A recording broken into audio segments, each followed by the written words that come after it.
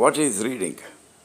Reading means extracting meaning out of a printed or written word. That means decoding the printed or written symbols. It is also the ability to interpret the written symbols meaningfully. It is a perceptual and conceptual process.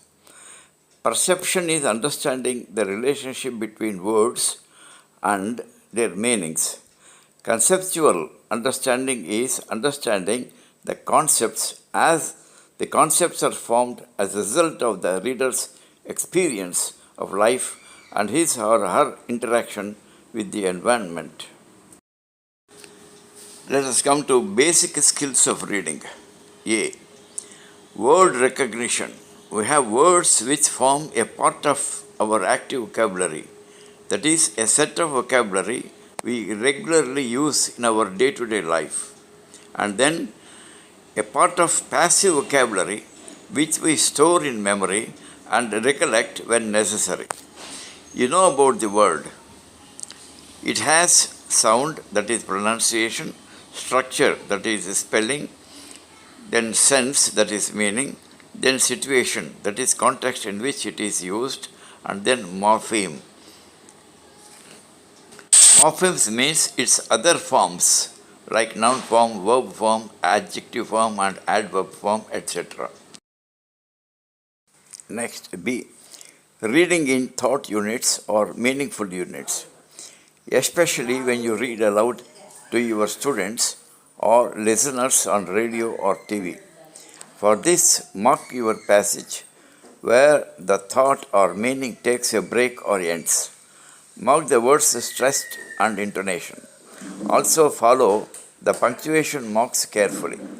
Note, in general, content words are stressed and structural words are not stressed unless the context demands.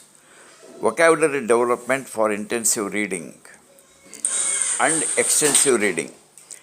Pay attention to synonyms, antonyms, and phrases. Focus on the word and its derivatives, their parts of speech and function. Note the words groups, paying attention to their collocation and connotation. Developing reading comprehension.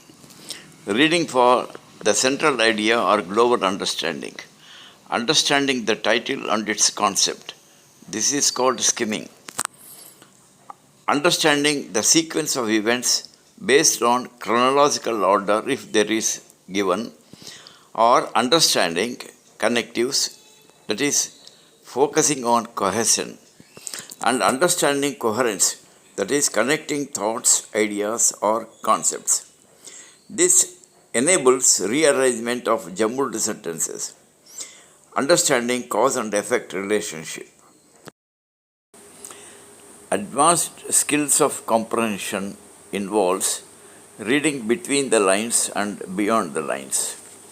Inference, that is inferring or deducing from explicit and implied or implicit notions, that is drawing out unstated or implied meanings or ideas from the preceding or succeeding ideas based on overt or covert information provided in the text.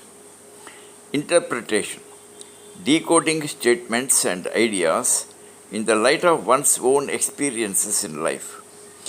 Inferential and interpretational skills involve reading beyond the surface meaning, bringing in one's own judgment and ability in tracing subtle relationships between the ideas present in the text. It also involves discrimination, analysis, evaluation, and appreciation. General defects that occur in reading. Regression, that is going back to reread due to lack of concentration and quick understanding. Then word by word reading, that is reading words in singles instead of reading in meaningful units. Next, slow eye movement and very little eye span and frequent fixation. Next, reading mannerisms like murmuring, vocalization, fingering the words, which limits the eye span, nodding and swinging. Note: poor rate of reading leads to poor rate of understanding. Going through the glossary provided helps understanding unfamiliar words. Practicing silent reading helps develop comprehension. A note on cohesion and coherence. First, cohesion. The logical linking of consecutive or related sentences or utterances and the ideas present in them. Example 1. My father is always tired in the evenings. He goes to work at 6 in the morning and doesn't get home till 7 pm. 2. I agree that he is an experienced player and he has also played in one of the Wimbledon's finals. 3. I am unable to attend to my duties today as I am suffering from fever and severe headache. Note: in the above sentences, he and also and as are words which connect the ideas in the sentences and make them cohesive. Coherence: it is the linking of thoughts or ideas in sentences or utterances in speech. Look at the following examples. 1. A. Would you like to come to dinner tomorrow? B answers, I would love to, thanks. This is a coherent piece of discourse. Now, second example. A says, could you please tell me which number bus takes me to Charminar? Then B says, the Lord Bazaar near Charminar is famous for bangle shops.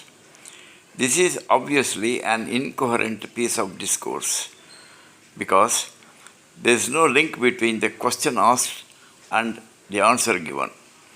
So, coherence means obvious link between ideas or thoughts. Look at the following example discourses. We notice that coherence is missing.